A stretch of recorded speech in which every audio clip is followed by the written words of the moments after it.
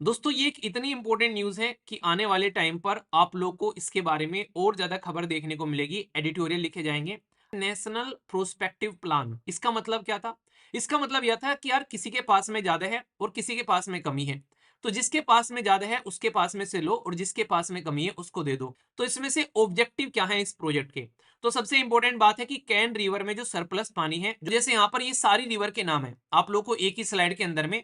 कोई ऐसा नहीं कि भाई हम लोग ऐसा नहीं कि भाई अपने एग्जाम की तैयारी करनी है तो सिस्टमेटिक वे में तैयारी करनी है।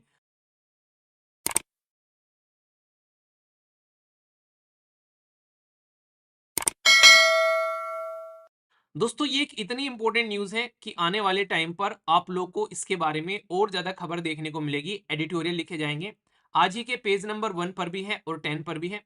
इसमें टॉपिक तो एक है कि देश में रिवर को लिंक किया जा रहा है, पर मैं दो टॉपिक के मैं कवर करूंगा, रिवर लिंकिंग वाला भी और रिवर यानी कि नदियों को लेकर डिस्प्यूट वाला भी, दोनों जानेंगे।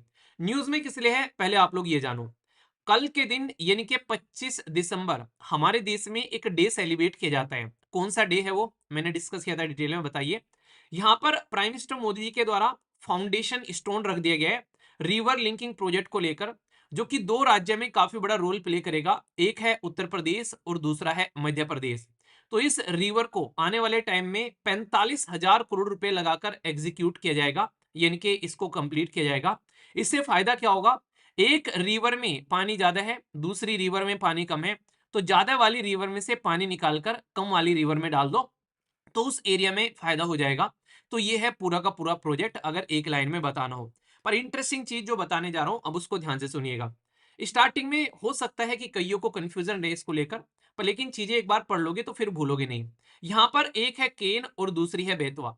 कई बार ये कंफ्यूजन हो जाता है कौन सी रिवर में से कौन सी रिवर में पानी जा रहा है, जरा बताइए। केन में से बेतवा में जा रहा है या फिर बेतवा से केन में जा रहा है? तो यहाँ पर ये आप लोग को उत्तर प्रदेश देखने को मिलेगा। यहाँ पर आप लोग को ये बेतवा रिवर देखने को मिल रही है। यहाँ पर आप लोग को ये कैन रिवर देखने को मिल रही है। इसको कनेक्ट किया जा रहा है एक कैनाल के थ्रू। ये कैनाल है जिसको नॉर्मली आप लोग कई बार नहर भी बोल देते हैं। तो ये पर्टिकुलर कैनाल देखने को मिलेगी। तो इस कैनाल को ही बोला जा रहा है केन बेतवा लिंक, यानी कि केन रिवर को बेतवा रिवर के साथ में जोड़ देने से ये कैन बेतवा लिंक यहाँ पर बन जाता है। और इस केन बेतवा लिंक के थ्रू यहाँ पर जो पर्टिकुलर रीजन है जहां पर पानी की काफी कमी रहती है, उस रीजन में पानी को यहाँ पर पहुंचाया जाएगा। तो ये चीजें बहुत ही इंपॉर्टेंट है यहाँ पर, ठीक है। तो इसको आप लोग यहाँ पर ध्यान रखिएगा। अब कैसे आप लोगों को याद रखना है कि कौन सी रिवर में से पानी कौन सी रिवर में जा रहा है? तो सबसे पहले जिसका नाम लिखा जाता है उससे रिवर से पानी जो है वो दूसरी रिवर में जाता है। पर लेकिन एग्जामिनर अगर आप लोगों के मजे लेने पर आ गया, उसने बेतवा कैन कर दिया तो क्या करोगे? तो याद रखना, जैसे वाटर की कैन नहीं होती है, पानी की कैन मंगाते हो आप लोग तो कैन में से पानी निकालते हैं, ठीक है। और भाई साहब ये पानी पीने के लिए बेताब है, तो यानी कि इसको पानी दिया जाना है, ठीक है। तो कैन में से पानी निकाल के एक बेताब इंसान को पानी पिलाना है जो कि बहुत ही ज्यादा प्यासा है। बस ये कह रहा है कि कोई 2 घुट पिला दे साथिया, बाकी मेरे पे उड़ेल दे। सर्दी है, ठिठुर जाएगा, अलग बात है, पर लेकिन पानी ज़रूर पिला दे। तो ये आप लोग यहाँ पर समझना, तो कैन में से यहाँ पर बेतवा रिवर के अंदर में पानी डाला जा रहा है। अब यहाँ पर ये कोई आज का प्रोजेक्ट है क्या? यार आज बात कर रहे हैं हम लोग, एक रिवर का प्रोजेक्ट लॉन्च कर दिया यार प्राइम मिनिस्टर मोदी साहब ने, आज का है क्या? नहीं मुन्ना ना, ना मुन्ना ना, आज का ना है प्रोजेक्ट ये। ये प्रोजेक्ट जो है बहुत पहले लॉन्च किए गए थे हमारे देश के अंदर में एक पर्टिकुलर प्लान के थ्रू, जिसके ऊपर में स्टार आप लोग लगा लेना। तो ये प्लान भी कवर हो जाएगा जो कि इंपॉर्टेंट है, जिसको बोलते हैं नेशनल प्रोस्पेक्टिव प्लान। इसका मतलब क्या था? इसका मतलब यह था कि यार किसी के पास में ज्यादा है और किसी के पास में कमी है, तो जिसके पास में ज्यादा है उसके पास में से लो और जिसके पास में कमी है उसको दे दो। रोबिन हुड अप्रोच सुनिए आप लोगों ने, रोबिन हुड का नाम आप लोगों ने सुना होगा, रोबिन रोबिन हुड पांडे बोलते थे। उसका बेसिक मतलब क्या था? उसका बेसिक मतलब यह था कि अमीर लोगों से पैसा छीनो और गरीब लोगों में बांट दो। तो ये रोबिन हुड अप्रोच होती है। यहां पर भी वही अप्रोच फॉलो की जा रही है कि भाई साहब जो सरप्लस रिवर है उसमें से पानी निकालो, जिसके पास में कम पानी है उसके पास में पानी पहुंचा दो। तो ये रोबिनहुड अप्रोच फॉलो की जा रही है हमारे देश के अंदर में। तो ये सोचा गया कि यार देश के अंदर में पॉपुलेशन भी बढ़ रही है, देश के अंदर में एग्रीकल्चर के लिए पानी की भी रिक्वायरमेंट बढ़ रही है, अलग अलग इरिगेशन यानी कि सिंचाई के प्रोजेक्ट भी लगाने हैं। इतनी रिक्वायरमेंट है पर पानी है नहीं, तो क्या करें? भाई जो ऊपर वाली रिवर है जो हिमालय से निकल कर आती है, उन रिवर में तो फिर भी सही है भाई, 12 मासी पानी रहता है। पर लेकिन उन रिवर का क्या जिनमें मानसून के आने से पानी आता है, आने से तेरे आए बाहर, जाने से तेरे जाए बाहर, बड़ी मस्तानी है ये मानसून दीवानी है?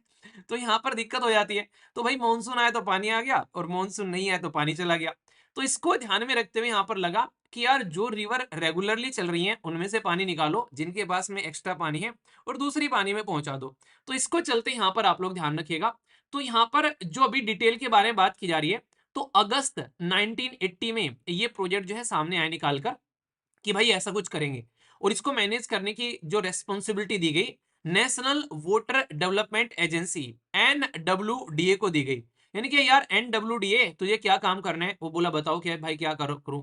ये देख कि पूरे देश में कौन कौन सी नदी है जहां पर पानी ज्यादा है, एक्स्ट्रा है, और उसमें से कितना पानी निकाला जाए और दूसरी रिवर में डाला जाए। तो इसके बारे में यहाँ पर बात की गई। ठीक है, तो इसमें 16 रिवर तो इन्होंने बोली यहाँ पर पेनिसुलर रिवर है। पेनिसुलर मतलब ऐसा भाग जो 3 एरिया से पानी से घिरा होता है उसको पेनिसुलर बोलते हैं। जैसे कि भारत को देखो तो भाई इधर से पानी से घिरा हुआ है, इधर से पानी से घिरा हुआ है, इधर से पानी से घिरा हुआ है। तो ये पेनिसुलर इंडिया हो गया। तो यानी कि जो साउथ वाली रिवर है और दूसरी हिमालयन वाली रिवर यानी कि ऊपर वाली रिवर है।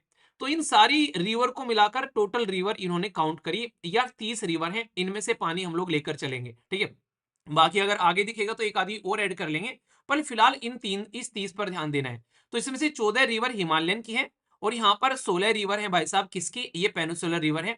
तो इनको लिंक करने के लिए यहाँ पर इसकी जो नींव रख दी गई थी ये 1980 में रख दी गई थी। तो यहाँ पर फिलहाल के टाइम पर जो ये रिवर अभी हमारे सामने न्यूज में आ रही है, ऐसा नहीं कि भाई कल उठे और आज प्रोजेक्ट इंप्लीमेंट कर रहे हैं। ठीक है, तो ये चीज समझना आप यहाँ पर। तो केन और बेतवा के अगर ओरिजिन के बारे में आप लोग बात करें तो दोनों की दोनों रिवर जो है यहाँ पर ये ओरिजिनेट होती हैं मध्य प्रदेश में और ट्रिब्यूटरी है यहाँ पर बेसिकली यमुना रिवर की। तो एक तो ये चीजें आप लोग याद रखना। केन जो है वो यहाँ पर यमुना से मीट करती है बांदा डिस्ट्रिक्ट उत्तर प्रदेश के अंदर में, और बेतवा जो है वो ज्वाइन करती है यमुना को, ये है बेसिकली हमीरपुर डिस्ट्रिक्ट उत्तर प्रदेश के अंदर में।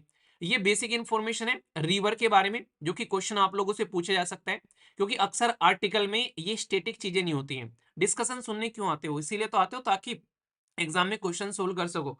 तो इसलिए प्रोडक्टिव चीजों को थोड़ा सा उस तरीके से समझा करो कि जब एग्जामिनर क्वेश्चन पूछेगा वो थोड़ी ना आप लोग का न्यूज़पेपर देखेगा कि भाई न्यूज़पेपर में तो बस ये दे रखा था, बस इसी से न्यूज़ बना दो, क्वेश्चन बना दो। वो तो भाई पूरा फाउंडेशन उठा के रखेगा। ठीक है, तो यहाँ पर इसमें कई सारे डैम भी आप लोगों को देखने को मिलेंगे। जैसे बेतवा रिवर पर यहाँ पर आप लोगों को डैम देखने को मिल रहे हैं 3 इसी तरीके से। ठीक है, तो केन रिवर जो है वो पन्ना टाइगर रिजर्व से होकर गुजर रही है।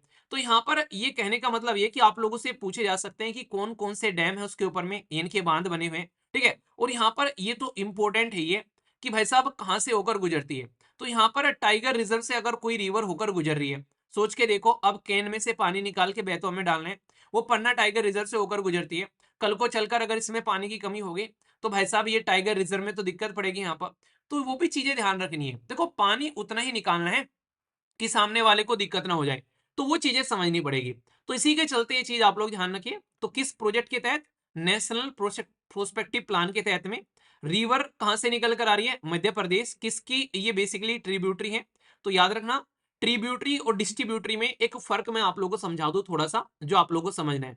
जैसे यहाँ पर आप लोग देखो, ये पर्टिकुलर आप लोग देखो, और ये क्वेश्चन ऑलरेडी पूछा जा चुका है एग्जाम के अंदर में।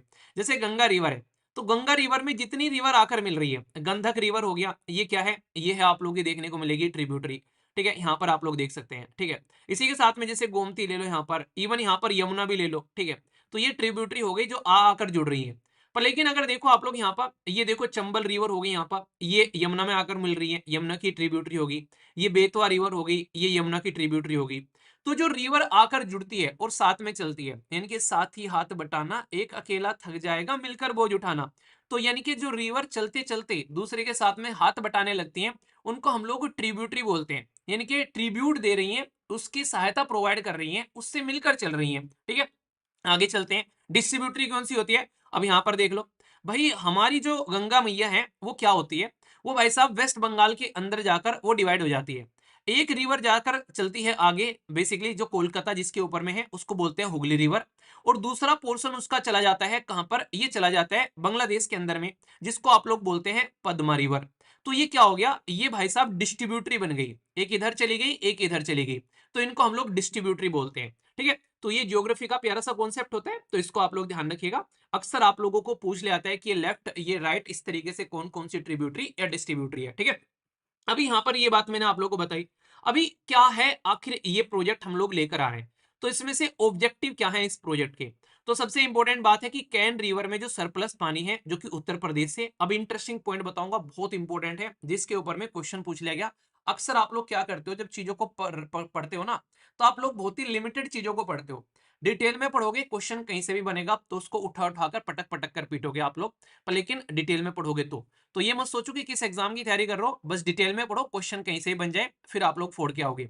जैसे उन्होंने क्या पूछ लिया, उन्होंने ये पूछ लिया कि भाई साहब अभी फिलहाल जो है केन बेतवा रिवर जो है वो किस एरिया में पानी के लिए सहायता प्रोवाइड कराएंगे। तो सबसे जो बड़ा रीजन है यहाँ पर यह बुंदेलखंड वाला रीजन। ठीक है, तो बुंदेलखंड वाले रीजन में यहाँ पर ये केन रिवर का पानी जाएगा बेतवा, और फिर यहाँ से जो इरिगेशन होगी वो ड्रोथ सूखा पड़ा हुआ है बुंदेलखंड रीजन में, वहां पर आप लोगों को देखने को मिलेगी। और इसी के साथ में कई सारे डिस्ट्रिक्ट कवर होंगे, जैसे ये भी आप लोग समझ सकते हैं, जैसे झांसी, बांदा, ललितपुर, इसी तरीके से कई सारे डिस्ट्रिक्ट मध्य प्रदेश के बता दिए। ठीक है, तो अगर आप लोग उत्तर प्रदेश पीसीएस या फिर मध्य प्रदेश पीसीएस की तैयारी कर रहे हैं तो आप लोग के लिए इंपॉर्टेंट हो जाता है एटलीस्ट ये। और अगर आप लोग नेशनल लेवल की तैयारी कर रहे हैं तो ये वाली लाइन आप लोग के लिए इंपॉर्टेंट हो जाती है। तो इसलिए चीजें ढंग से कवर करके चलो, पर ऐसा कुछ नहीं कि आप लोगों से लिमिटेड यहीं पे ये पूछेंगे और वहां पे पूछेंगे, तो चीजों को ध्यान रखिएगा। ठीक है, इंफ्रास्ट्रक्चर में यहाँ पर क्या बात की जा रही है, तो यहाँ पर आप लोगों को डैम भी देखने को मिलेगा और कैनाल भी देखने को मिलेगी। रीजन क्या है, जैसे डैम में पानी इकट्ठा कर लिया, अगर डैम यानी कि बांध में पानी इकट्ठा हो गया तो भाई कई बार बारिश अच्छी खासी हो जाती है, पानी ज्यादा आ गया तो कोई रोकने वाला होना चाहिए। और यहाँ पर पानी इकट्ठा कर लिया, बारिश कम हो रही है तो भाई छोड़ भी दो पानी उतना।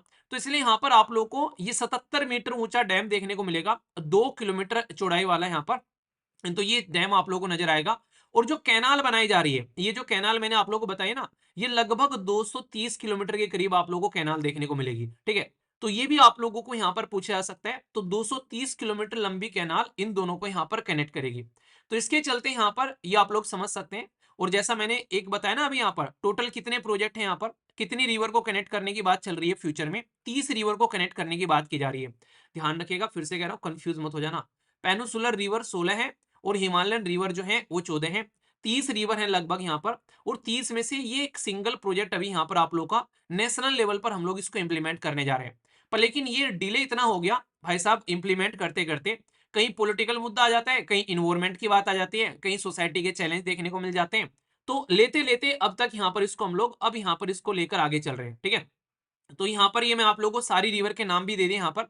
अगर पेनिसुलर रिवर में देखें तो जैसे यहाँ पर ये सारी रिवर के नाम है आप लोग को एक ही स्लाइड के अंदर में, कोई ऐसा नहीं कि भाई हम लोग ऐसा नहीं कि भाई अपने एग्जाम की तैयारी करने है तो सिस्टमेटिक वे में तैयारी करनी है, तो पहले से ही सब कुछ प्लान कर रखा है, तो पहले से ही पूरी प्लानिंग है। यहाँ पर देखो ये 10वें नंबर की केन और बेतवा इसमें। ठीक है, बाकी और सारी रिवर भी आप लोग को यहाँ पर नजर आ जाएंगी। सेम हिमालयन रीजन में आप लोग यहाँ पर देख लो, हिमालयन रीजन वाली रिवर है, ये टोटल मिलाकर 14 रिवर हैं जिनको कनेक्ट करने की बात की जा रही है। और यहाँ पर इस तरीके से आप लोगों को कनेक्ट होती हुई नजर आएंगी। तो जो ये रेड वाली आप लोग यहाँ पर देखते हैं, और यहाँ पर ये ब्लू वाली हिमालयन रीजन है, और रेड वाली ये पेनिसुलर इंडिया आप लोग को नजर आएंगी, ये वाली रिवर। अब भाई साहब जब किसी चीज को हम लोग इंप्लीमेंट करते हैं तो फायदे और नुकसान भी आप लोगों को देखने को मिलता है। ठीक है, तो इसके बारे में ध्यान रखना। तो एडवांटेज क्या है यहाँ पर, सबसे बड़ी बात तो क्या है भाई, खेती बाड़ी में बड़ा फायदा होगा, मतलब खेत के लिए सिंचाई की जरूरत है और सिंचाई मिलेगी तो फायदा होगा। तो जो किसान आज की डेट में अपनी जान गंवा देते हैं तो वो नहीं गंवाएंगे, बुंदेलखंड रीजन में इरिगेशन की फैसिलिटी आराम से आप लोगों को देखने को मिल जाएगी, इससे काफी फायदा होगा ग्राउंड लेवल पर। दूसरा डैम बनाए जा रहे हैं, बांध तो भाई मल्टीपर्पज प्रोजेक्ट है, तो यहाँ से बिजली का भी होगा जुगाड़ और ड्रिंकिंग पानी भी पहुंचेगा लोगों के घर तक। तो 62 लाख लोगों को पानी पिलाएगी ये नदी, तो सोचो कैन में से कितना पानी निकलेगा। तो ये पॉइंट आप लोग यहाँ पर समझिएगा। और साथ ही साथ में वाटर रिसोर्सेज का मैनेजमेंट होगा, यानी कि जब आप लोग बांध बनाते हो ना, तो बांध क्या होता है, वो एक मल्टीपर्पज प्रोजेक्ट होता है। जैसे उससे इरिगेशन यानी कि सिंचाई कर रहे हैं, उससे ड्रिंकिंग वाटर की बात कर रहे हैं हम लोग, उससे इंडस्ट्रियल यूज के लिए भी वाटर जा रहा है, और साथ ही साथ में उसमें फिशिंग यानी कि मछली पालन भी कई बार की जाती है। तो इसको मल्टीपर्पज प्रोजेक्ट हम लोग बोल देते हैं। बिजली तो जनरेट कर ही रहे हैं, वो भी आप लोग यहाँ पर समझ सकते हैं। तो इसलिए यहाँ पर एडवांटेज बहुत सारी हैं इसकी यहाँ पर। ठीक है, पर लेकिन चैलेंज भी आप लोगों को देखने को मिलेंगे। भाई एक रिवर अपने मजे में मस्त गुनगुनाती जा रही है, ठीक है, चलती चलती कूदती फांदती जा रही है, आप लोगों ने उसमें बीच में रोक लगा दी, तो उस रिवर के अंदर में एक तरीके से आप लोग सोच सकते हैं कुछ तो इंपैक्ट पड़ेगा ना। तो इन्वायरमेंटल कंसर्न आप लोगों को देखने को मिलेगा, क्योंकि पन्ना टाइगर रिजर्व से होकर गुजर रही है, ये काफी क्रिटिकल है। भाई उस रिजर्व के अंदर में कितने सारे जीव जंतु इसके ऊपर में डिपेंडेंट होंगे, उनका क्या काम होगा यार, वो तो दिक्कत में आ जाएंगे। तो इसलिए नेशनल ग्रीन ट्रिब्यूनल के अंदर भी इसको लेकर चीजें पेंडिंग पड़ी हुई हैं। भाई नेशनल ग्रीन ट्रिब्यूनल क्या करता है, वो देखता है कि इन्वायरमेंट को क्या नुकसान पहुंचा रहे हो तुम, ठीक है। तो याद रखना, जैसे हमारे देश के अंदर में सुप्रीम कोर्ट है, हाई कोर्ट है और डिस्ट्रिक्ट कोर्ट है, ये सारे अलग मैटर को देखते हैं। ऐसे ही इन्वायरमेंट को देखने के लिए हमारे देश के अंदर में डायरेक्टली एनजीटी है, नेशनल ग्रीन ट्रिब्यूनल, ठीक है। अगर इससे आप लोग सेटिस्फाई नहीं होते हो तो कहां जाते हो मुद्दे को लेकर, बताइए, सुप्रीम कोर्ट जाओगे या फिर हाई कोर्ट जाओगे। ये एनजीटी के बारे में कई बार पढ़ा रखा है, 2010 में हमारे देश के अंदर में लेकर आया गया था, थोड़ा रिवीजन हो जाएगा एनजीटी का भी। और आर्टिकल 21 जो आप लोग को राइट टू लाइफ के बारे में बात करता है, तो उससे ध्यान रखिएगा, ठीक है। दुनिया में तीसरे नंबर का देश था भारत, ये तो याद ही होगा ना, या भूला हो गए, भूला है? भूला तो नहीं बन गए। तो पहला ऑस्ट्रेलिया, दूसरा न्यूजीलैंड और तीसरा भारत। तो सोचो कितनी शानदार तरीके से हम लोगों ने इंप्लीमेंट किया इन्वायरमेंट को ध्यान में रखते हुए। दूसरा इकोनॉमिक चैलेंज काफी बड़ा है। भाई हम लोग अगर एक नदी को दूसरी नदी से जोड़ रहे हैं, तो भाई साहब उसको जोड़ने के लिए इकोनॉमिक कॉस्ट जो है और फिर उसको मेंटेन रखने का काफी बड़ा वो काम आएगा। नदी बनाना, उसको भाई साहब मेंटेन करना, प्रॉपर लेकर चलना, तो ये काफी बड़ा देखने को मिलेगा। अभी तो चलो ठीक है, उत्तर प्रदेश और मध्य प्रदेश मिलकर काम कर रहे हैं, पर लेकिन कल को चलकर अगर लड़ाई होगी दोनों स्टेट के बीच में, तो भाई मैं तो नहीं पानी दे रहा, उसको कौन रोकेगा। तो ये अलग से चीज आप लोगों को देखने को मिलेगी, तो इसके बारे में कौन बात करेगा भैया। वो अलग मुद्दा निकल कर आएगा, ठीक है। और सोशल इशू क्या है भाई साहब, जब आप लोग ये प्रोजेक्ट लाओगे तो आप लोग कहीं ना कहीं तो ये कैनाल बनाओगे, ऐसा तो नहीं हवा में उठा के ले जाओगे मेट्रो स्टेशन की तरीके से, तो ये धरती पर ही बनेगी। अब भाई साहब कहीं ना कहीं आप लोग लोगों को एक जगह से दूसरी जगह पर डिस्प्लेस भी करोगे, नहीं कि तू यहाँ नहीं, तू यहाँ से यहाँ चल, यहाँ पर हम लोग को नदी बनानी है, ठीक है। डैम बनाओगे तो डैम कितना चौड़ा है, अभी मैंने आप लोग को बता दिया। भाई ये लगभग 103 मेगावाट बिजली प्रोड्यूस करेगा, पर लेकिन कितने एरिया में फैला हुआ है, सोच लो यहाँ पर ये कितने एरिया में फैला हुआ है। 2 किलोमीटर यहाँ पर चौड़ाई रहेगी और ऊंचाई रहेगी 77 मीटर। तो कहां तक इसका पानी इकट्ठा करोगे, तो वहां से लोगों को हटाना पड़ेगा, ठीक है। तो उस एरिया में से काफी कुछ डिस्प्लेस करना पड़ेगा, तो वो सारी बहुत सारी चीजें आएंगी। फिर आप लोग यहाँ पर रिहेबिलिटेशन के बारे में बात करते हैं, कि लोगों को यहाँ से उठाकर आप लोगों ने कहीं और ले जाके रख दिया, कि भाई साहब क्या वहां पे उनके लिए आप लोगों ने प्रॉपर रिहेबिलिटेशन किया है, मतलब उनके खाने पीने का जुगाड़, रहने का जुगाड़, कमाने का जुगाड़ किया है। यहाँ तो वो मजे कर रहे थे, वहां पर आप लोगों ने उनसे रोजी रोटी छीन ली, तो उसके बारे में कौन बात करेगा। ऊपर से रिकंस्ट्रक्शन किया जाएगा काफी कुछ यहाँ पर, जिसमें काफी कॉस्ट आने वाली है। तो डैम बनाना, नदी बनाना, उनको मेंटेन करना, ये सारे कोई आसान काम नहीं है, तय कि झट मांगनी फट भी आ कर दिया भाई साहब। तो इसके लिए एक प्रॉपर सिस्टमेटिक वे में चीजें आप लोग को देखने को मिलेगी, ठीक है। समझ में आ गया। तो ये पूरा का पूरा प्रोजेक्ट जो है, इसके मैंने सारी बातें बता दी कि भाई क्यों न्यूज में है, कौन कौन सी रिवर जुड़ रही है। इसके साथ में एक प्रोजेक्ट और याद रखना, ये एक्स्ट्रा इन्फॉर्मेशन है, नेशनल प्रोस्पेक्टिव प्लान इसी के लिए स्टार्ट किया गया था। साथ ही साथ में रिवर के बारे में बात कर ली, ऑब्जेक्टिव क्या है, एडवांटेज क्या है और चैलेंज क्या है, और कौन कौन सी रिवर है। ये होता है यहाँ पर आप लोग का पर्टिकुलर जो टॉपिक फिनिश। अब इसमें एक टॉपिक में एक्स्ट्रा ऐड करता हूँ यहाँ पर, पॉइंट नंबर 2। अभी हमारे देश के अंदर में खुशी खुशी हम लोगों ने बात कर ली कि भाई साहब चलो ठीक है, लड़के ने लड़की को देखा और शादी कर दी, 2 प्रोजेक्ट साथ में आ गए और एंजॉय कर लिया। पर लेकिन ठीक है, तुमने केन की बेतवा के साथ में शादी करा दी, पर लेकिन यहाँ पर ये भी तो देख लो, कल को चलकर अगर इनकी बने नहीं तो तुम्हारा डाइवोर्स भी कराने वाला काम चाहिएगा यहाँ पर। ऑलरेडी डाइवोर्स के मुद्दे इतने सारे पड़े हुए हैं, नहीं यकीन आ रहा है तो देख लो कौन कौन सी रिवर को लेकर जुगाड़ चल रहा है। कृष्णा वाटर को लेकर महाराष्ट्र, कर्नाटक, आंध्र प्रदेश में डाइवोर्स के मुद्दे आ गए यहाँ पर। गोदावरी को लेकर अलग से यहाँ पर कर्नाटका, ये आप लोगों को महाराष्ट्र, आंध्र प्रदेश, ये सारे, ये भाई साहब एक दूसरे के साथ में लड़ने के लिए तैयार हैं। आप लोगों को पता है, ये तो सारे समझ रहे हैं, कावेरी वाटर तो दुनिया भर में जग जाहिर है, इसको लेकर क्या क्या दिक्कतें देखने को मिलती है। और ऐसा भी नहीं आज का ये तो 1969, 1969, 1969, 1986, 1990, 2004, तो भाई साहब अभी ताजा ताजा ले लो आप लोग यहाँ पर, ठीक है। महानदी वाटर डिस्प्यूट उड़ीसा और छत्तीसगढ़ को ले लो, ठीक है। तो ये सारे के सारे मुद्दे भी आप लोगों को ध्यान में रखकर चलने पड़ेंगे। तो ऐसा नहीं कि भाई आप लोग बस नदियां जोड़े जा रहे हो, कल को चलकर दिक्कत ये भी देखने को मिल सकती है। तो इसका कौन सॉल्यूशन निकालेगा। तो एक छोटी सी स्लाइड और याद रख लेना यहाँ पर, बेहतरीन, इंपोर्टेंट, शानदार और जबरदस्त। पार्लियामेंट के हाथ में पावर है, अगर लड़े कल को तो भाई इनको छुड़ाओ, इनके सींग न लड़े आपस में। तो इसके लिए हमारे देश के अंदर में एक कानून है जिसको बोलते हैं रिवर बोर्ड एक्ट 1956 का, जो यहाँ पर इसको संभालने का काम करते हैं। दूसरा है इंटर स्टेट वोटर डिस्प्यूट, समझ में आ गया क्या बोल रहा हूं मैं यहाँ पर। एक तो है रिवर बोर्ड एक्ट, एक है अगर लड़ाई हो जाए तो उसके लिए यहाँ पर डिस्प्यूट को सुलझाने की बात, दोनों एक ही साथ में बना दी। और यहाँ पर 2 लिस्ट आप लोग याद रखिएगा, जो यहाँ पर एंट्री 17 है स्टेट लिस्ट के अंदर में, पता है ना हमारे संविधान में 7वां शेड्यूल है, वो भाई काम को बांटता है। जैसे नहीं घर में 3 बहू हैं, तीनों को काम अलग अलग दे दिया, तो ऐसे यहाँ पर सेंटर को अलग काम दे रखा है, स्टेट को अलग काम दे रखा है, और यहाँ पर दोनों मिलकर कौन से काम करेंगे वो एक अलग काम है। तो इसको यूनियन लिस्ट, इसको स्टेट लिस्ट और इसको कॉन्करेंट यानी कि हम लोग समवर्ती सूची बोलते हैं।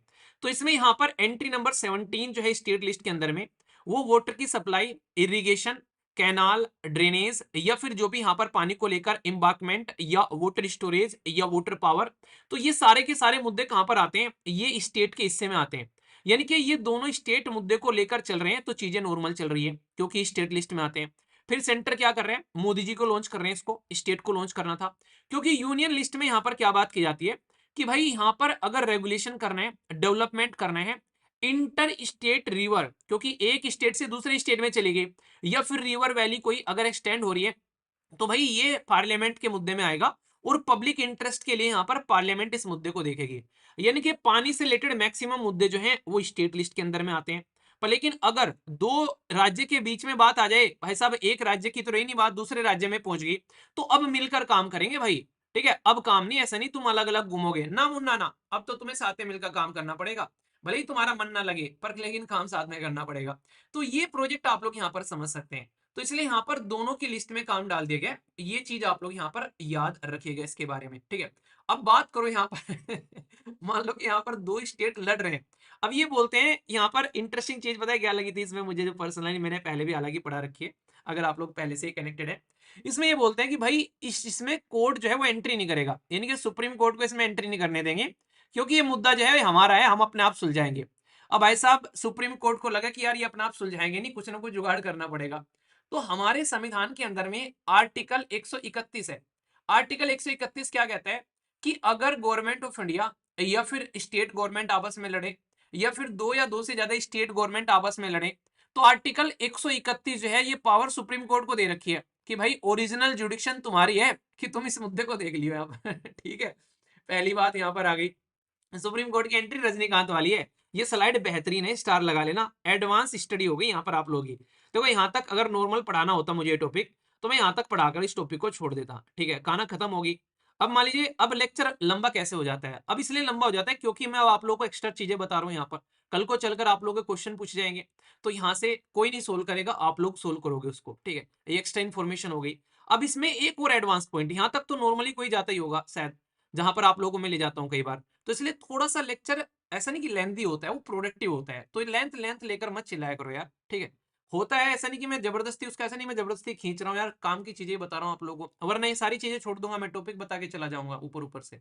तो अगर वो अच्छा करना है तो वैसे कर लो, दिक्कत तो मुझे कुछ नहीं है यार। ठीक है ना, बस वो ये कि थोड़ा रिविजन हो जाता है, ठीक है, चीजें चलती रहती हैं। तो आर्टिकल 31 क्या बोलता है, 131, कि भाई कहता है कि अगर आपस में लड़ोगे तो मैं आऊंगा। सुप्रीम कोर्ट कह रहा है कि तुम मुझे रोक नहीं सकते, वो कह रहे हैं कि नहीं हम अपने आप काम करेंगे। बोला कि आर्टिकल 131 कहता है ओरिजिनल जुडिक्शन मेरी है, यानी कि मैं ही इस काम को कर सकता हूं और कोई नहीं कर सकता। ठीक है, दूसरा, भाई तुमने ट्रिब्यूनल बना लिए, अगर कल को ये लड़े तो इनके मुद्दे को तुम सुलझा लोगे, तुमने ट्रिब्यूनल बना लिए। आर्टिकल 136 क्या बोलता है कि ट्रिब्यूनल से भी अगर आप लोग खुश नहीं हो तो मेरे पास आ सकते हो। तो भाई ये भी बात होगी, अगर तुम ट्रिब्यूनल से खुश नहीं हो तो भी मेरे पास आ सकते हो, तो यहां पर ये समझो। और बाकी रही सही कसर जो है आर्टिकल 142 पूरी कर देता है। आर्टिकल 142 क्या कहता है, आर्टिकल 142 तो भाई ये कहता है कि मैं बाहुबली हूं। ठीक है, बाहुबली की तलवार है कि भाई साहब मुझे जजमेंट देना ही देना है, कंप्लीट जस्टिस प्रोवाइड कराना है, और कंप्लीट जस्टिस में सब कुछ आ जाता है। तो सुप्रीम कोर्ट के द्वारा इस मुद्दे में एंट्री करने के लिए रजनीकांत जैसे एंट्री नहीं करते, कई बार रजनीकांत की एंट्री बड़ी फेमस हुआ करती थी, तो ये आर्टिकल 131, आर्टिकल 136 और आर्टिकल 142 ये एंट्री है यहाँ पर सुप्रीम कोर्ट की।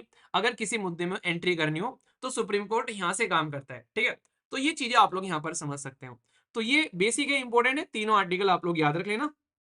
और बाकी मजा आया तो भाई साहब इसके बेनिफिट देखो, दो क्वेश्चन बन सकते हैं। एक क्वेश्चन तो ये कि डिस्कस करो inter state river water dispute को लेकर आज की डेट में हमारे देश के अंदर में किस तरीके से जो इंडिया का जो फेडरलिज्म है उसके ऊपर में किस तरीके से आप लोग यहाँ पर क्या क्या इश्यूज निकल कर आते हैं, क्या क्या मुद्दे हैं। दूसरा यहाँ पर बन सकता है कि इंटर जो रिवर वाटर कनेक्टिविटी है इसमें क्या क्या एडवांटेज है, क्या क्या इसके चैलेंजेस हैं और क्या क्या उनके सोल्यूशन हम लोग कर सकते हैं। एक क्वेश्चन ऐसे बन सकते हैं। तो दो क्वेश्चन आप लोग के बन जाएंगे। क्वेश्चन जब भी आप लोग को पोस्ट किया जाता है आंसर राइटिंग ग्रुप के अंदर में, कोशिश किया करो एटलीस्ट एक क्वेश्चन डेली लिख लो, क्योंकि बिना लिखे ऑफिसर नहीं बनोगे, इस बात को कहीं लिखवा लेना।